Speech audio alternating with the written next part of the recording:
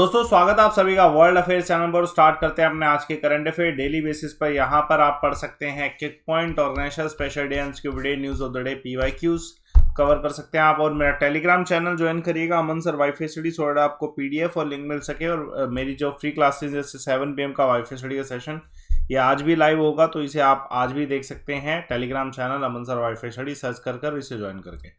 चलिए आज के दिन की शुरुआत करते हैं। पहला क्वेश्चन आप सभी के सामने, कौन सी मिनिस्ट्री के द्वारा हाल फिलहाल में रिसेंटली अनाउंस किया है हज 2022 की यात्रा का, ठीक है। और ये जो अनाउंसमेंट है ये कहाँ पे की कि हज हाउस जो साउथ मुंबई में है वहाँ पे इसे अनाउंस किया गया।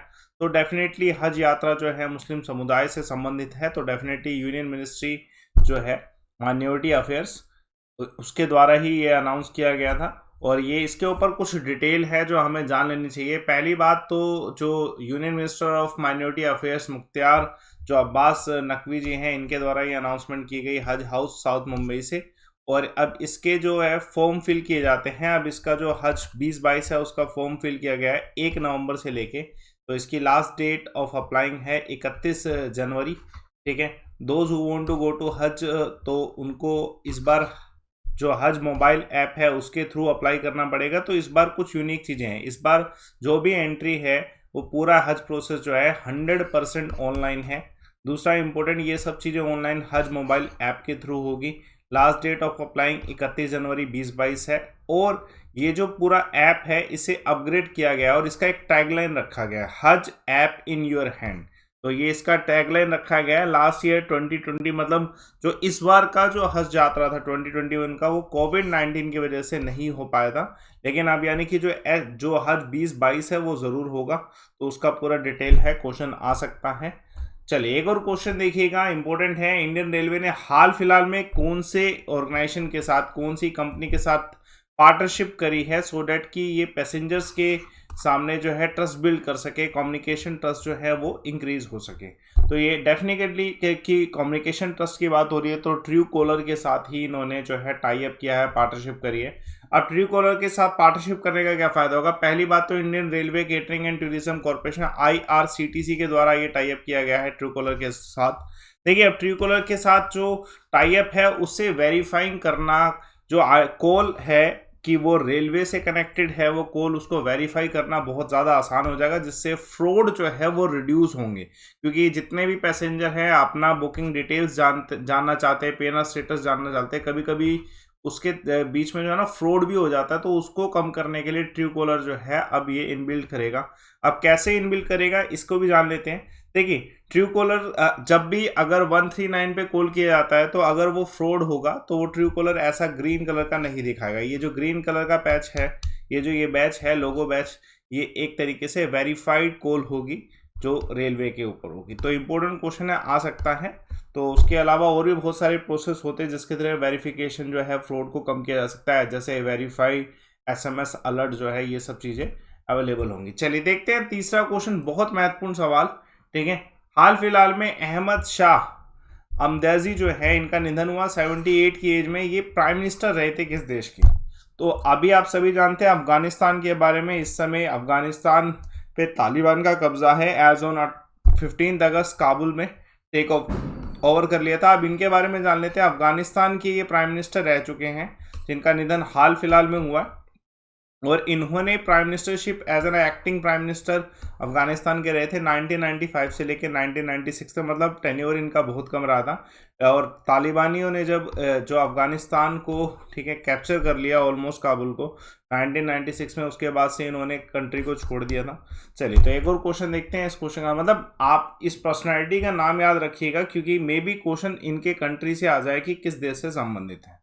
चलिए देखिए बहुत महत्वपूर्ण सवाल, यूनियन मिनिस्ट्री जो एजुकेशन मिनिस्टर धर्मेंद्र प्रधान जी है, इनके द्वारा रिसेंटली एक संगम ऐप लॉन्च किया गया है जिसके थ्रू पूछा गया है कि कितनी लैंग्वेजेस के जो कॉमन स्पोकन सेंटेंस है उसको सीख सकते हैं, कितनी लैंग्वेजेस के। तो 22 लैंग्वेज ऐसी हैं जिसके कॉमन स्पोकन सेंटेंस जो है उसको सीखा जा सकता है।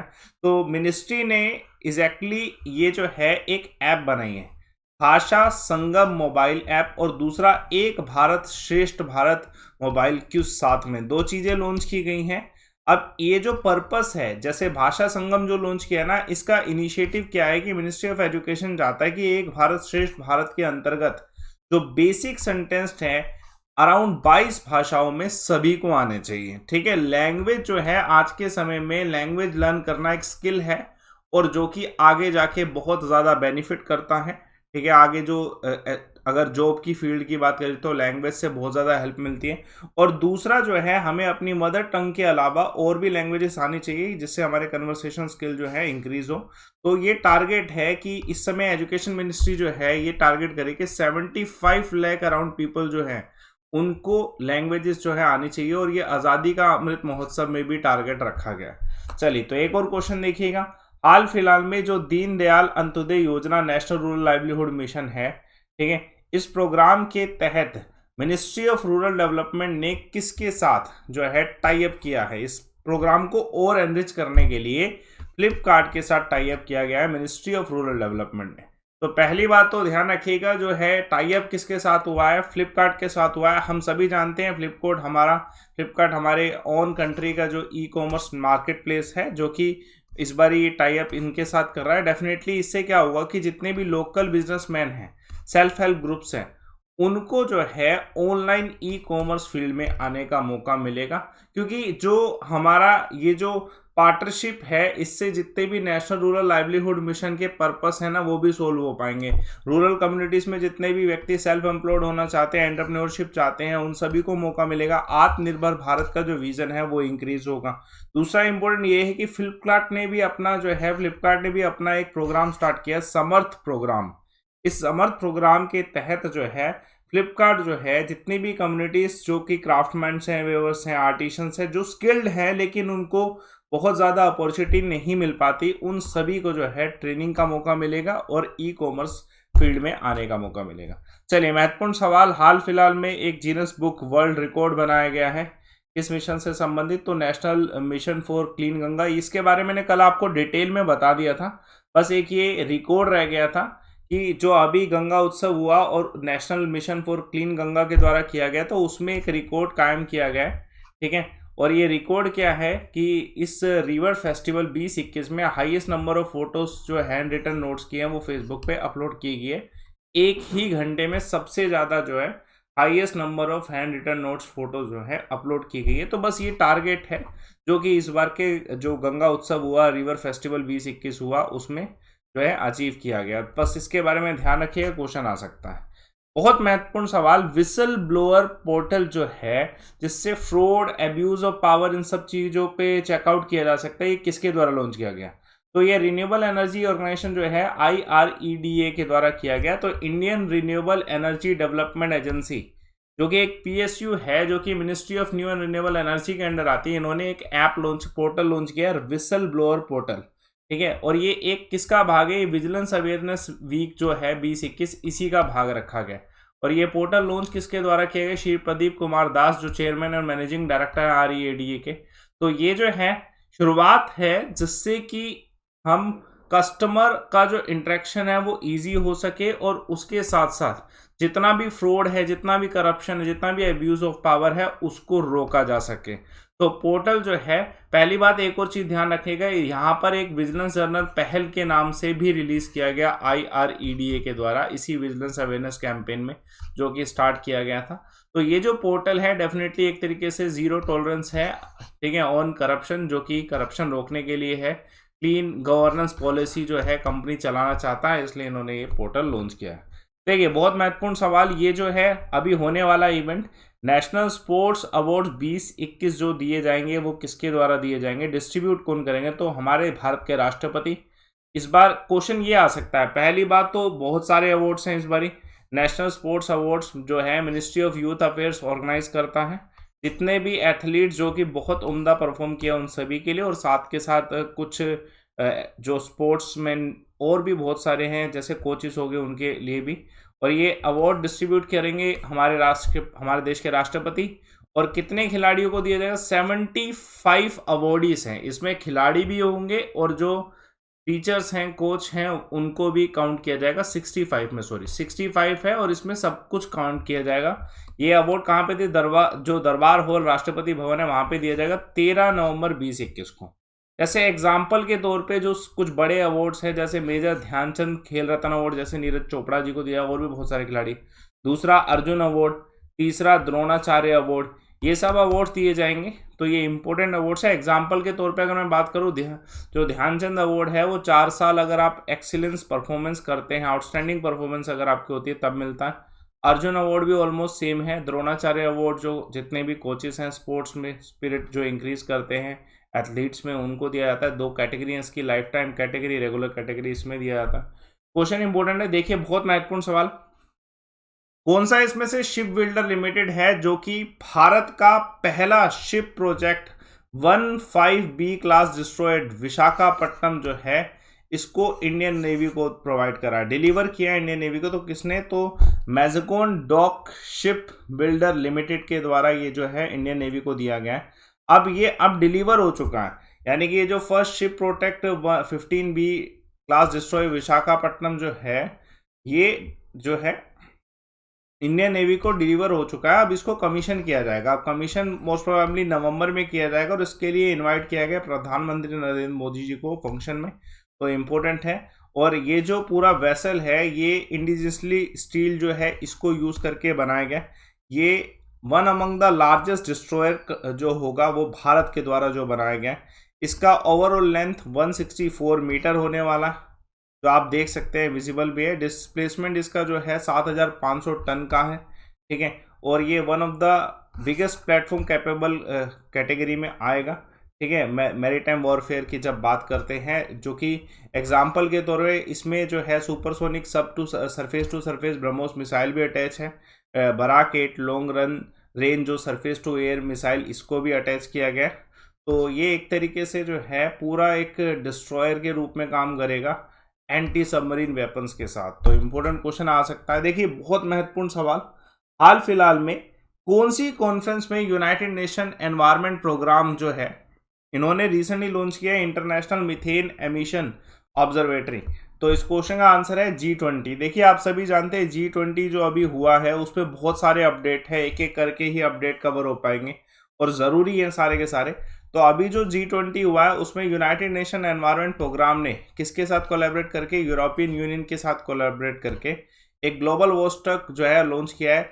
वो जो वॉचडॉग है ये क्या है, इंटरनेशनल मीथेन एमिशन ऑब्जर्वेटरी, जो कि ऑब्वियसली जो है मीथेन एमिशन है उसी पे जो है नज़र रखा जाएगा कि मीथेन कहाँ पे कितना प्रोड्यूस हो रहा है। वी ऑल नो कि मीथेन जो है जो हमारी क्लाइमेट कंडीशन जो ख़राब हो रही है, ग्लोबल वार्मिंग, इस सब में बहुत बड़ा इसका रोल रहता है, बहुत ज़्यादा इम्पैक्ट रहता है। तो इसलिए इस बार के G20 समिट में इसे IMEO को लॉन्च किया गया, सो डैट कि जो हमारा COP26 ग्लासगो का पर्पस जो है इसे सोल्व किया जा सकते हैं, ठीक है।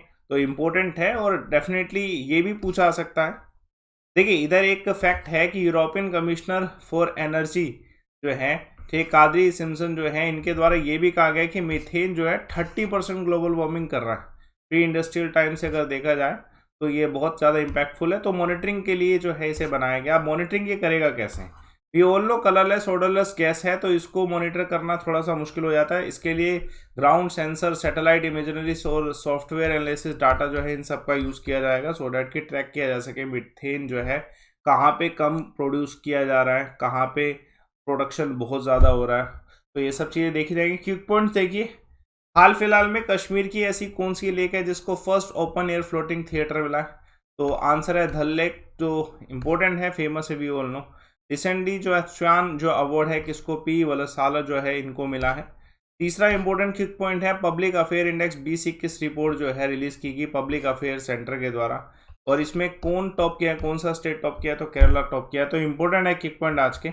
मैंने कल एक सवाल पूछा था, वक्राला, चौवारा और ये जितने भी बीचेस हैं ये किस स्टेट के हैं। सभी बच्चों का सही आंसर है, लेकिन अंकिता राणा का बिल्कुल डिटेल फॉर्म में answer with other states also, जिसमें अदर स्टेट्स के भी उन्होंने बीचेस के नाम लिखे हैं। तो ये इस क्वेश्चन का आंसर आप देख सकते हैं, केरला इसका आंसर है, ठीक है। तो इंपॉर्टेंट क्वेश्चन आज का सवाल देखिए, बहुत महत्वपूर्ण, ठीक है। कौन से इसमें से एम्परर थे जिन्होंने एक प्ले लिखा, ठीक है, नाग आनंदा संस्कृत लैंग्वेज में। तो इंपॉर्टेंट क्वेश्चन है, डिटेल फॉर्म में बताइए, 2017 का सवाल है। और मेरा टेलीग्राम चैनल ज्वाइन करें, अमन सर वाईफाई स्टडी। इसमें आपको ये वीडियो हमेशा सुबह 6 बजे जो है मिल जाती है। बाकी वर्ल्ड अफेयर पे भी वीडियो सेक्शन में आप डेली बेसिस पे इस वीडियो को रेगुलरली देखिए। टेलीग्राम चैनल जरूर सर्च करें, ज्वाइन करें। और मेरी 7 PM की क्लास आज भी लाइव होगी, वाईफाई स्टडी पे जरूर देखिएगा। और फ्री क्लासेस अनअकैडमी की हो रही है, 10 AM का अनअकैडमी का क्लास भी होने वाला है, तो इस क्लास को भी जरूर देखिएगा, है ना। यूटिलाइज करिए। इसका लिंक मैं आपका डिस्क्रिप्शन बॉक्स में दे रहा हूँ, सो दैट आपके लिए ईजी हो सके अनअकैडमी के 10 AM की क्लास लेना। और कोर्सेज दोस्तों डिटेल फॉर्म में आपको जो अगर पढ़ना है तो आप सभी सब्जेक्ट्स एक ही कोर्स में पढ़ सकते हैं। विजुअल कंटेंट होगा, एक्सेस होगा, हर एक टीचर आपको पढ़ा सकेंगे आपको उसमें। और एक अच्छा एक्सपीरियंस रहेगा जिसमें आप थ्योरी डिटेल फॉर्म में पढ़ पाएंगे, चाहे किसी भी कोर्स में पढ़ना चाहो। अनअकैडमी पे जब आप सब्सक्रिप्शन लेते हैं, आप किसी भी कोर्स में पढ़ना चाहो, तो आपको बस एक सिंपल सा काम करना है कोर्स लेने के लिए। देखिए फीस कम करना ज़रूरी है, इसके लिए आप रेफर कोड लाइव अमन यूज़ कर ले। इससे ऑटोमेटिकली आपको न जो सबसे कम फीस होगी वो मिलेगी। और इसका मैं सबसे ईजी तरीका बताता हूँ, डिस्क्रिप्शन बॉक्स में एक लिंक दे रखा है, वहाँ पे लेटेस्ट बैचेस जितने भी हैं, 3 नवंबर के बैच जो लेटेस्ट आए हैं वो, सबसे कम फीस और एक्स्ट्रा मंथ, ये सब कुछ आपको एक ही लिंक में मिल जाएगा। डिस्क्रिप्शन बॉक्स में लिखा हो प्लस सब्सक्रिप्शन लिंक, उसको आप ओपन करिए, ऑटोमेटिकली सब कुछ अवेलेबल होगा। तो यूटिलाइज करिए इस अपॉर्चुनिटी को, प्लस कोर्सेज में आके थ्योरी पढ़िए और डिटेल फॉर्म में पढ़िए। चलिए, थैंक्स अ लॉट। सेशन को लाइक करिए, शेयर करिए, चैनल को सब्सक्राइब जरूर करिएगा।